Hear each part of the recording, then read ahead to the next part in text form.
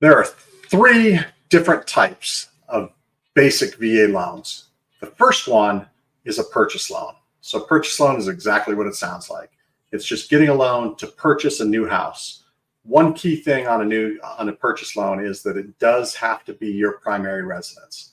However, it does not have to be just a single family home. You can do a purchase loan or any VA loan, really. You can do a loan for up to a 4-unit property. You have to live in the first one, and then you can actually rent out the other three.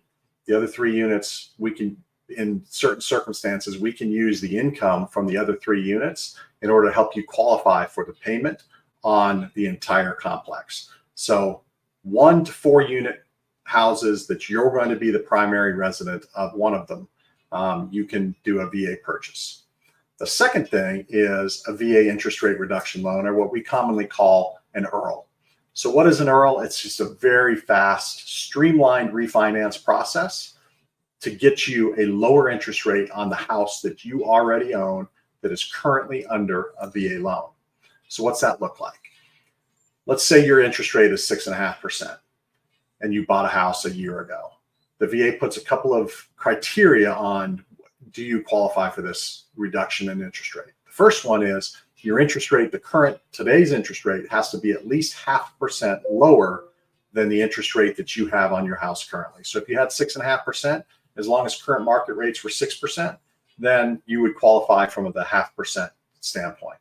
The second rule is you have to have made at least 6 payments on your current house.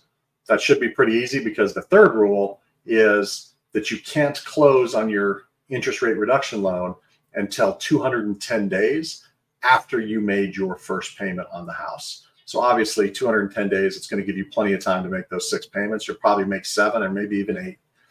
So the interest rate reduction loan will have those criteria on it. And then the last criteria that matters would be that the total cost of the loan, in other words, the lender fees, any points you potentially pay, some of the title fees and whatnot, all of those things, you have to add those up, and then you have to do a calculation. And so if you're going to save, let's say $100 a month on this interest rate reduction loan, you take the $100 a month, multiply it times 36 months. That is going to be the maximum amount of fees that you're allowed to pay on a VA interest rate reduction loan. So in that case, it would be $3,600.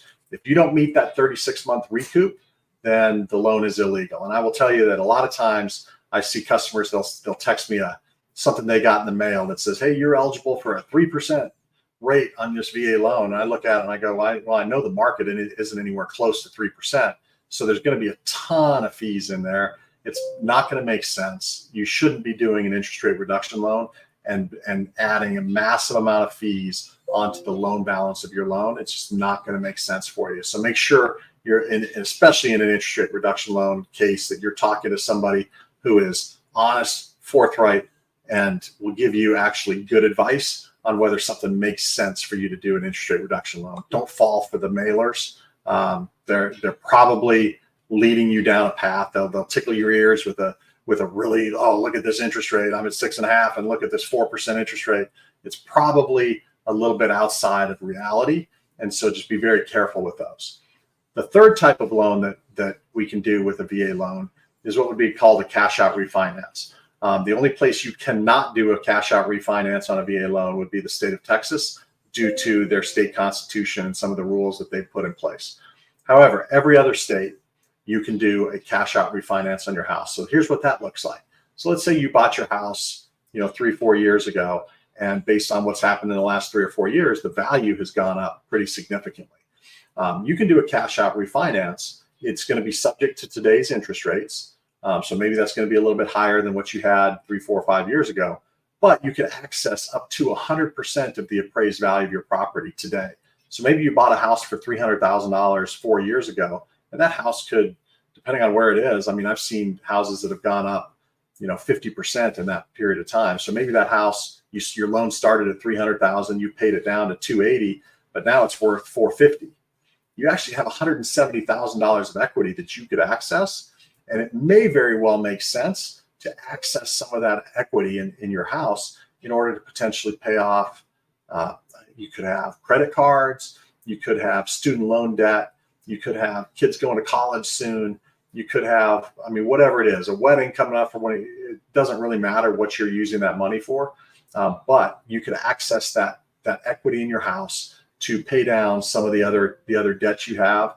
I mean, talk to your CPA, but shifting your debt from unsecured credit card debt into mortgage debt, where you now get actually a tax write-off potentially for the interest that you're paying, could be a very good move for you. Plus, it can free up, you'd be surprised, even if your interest rate is going to rise a little bit from a cash out refinance, it's still going to be much, much lower than the 26, 28, 30% interest you're paying on potentially on your credit cards. So I've seen people that can completely transform their entire financial outlook and their financial future by utilizing the equity in their house in a very effective way to do a cash out refinance, pay off a bunch of debt, and just completely reset their life and reorder their life from a financial standpoint. So again, reach out to somebody who knows what they're doing, somebody who knows how to structure a VA loan, somebody who's got enough math brain in them that they can go in there and go, okay, here's how much you could potentially save by getting rid of all this stack of debt that you have.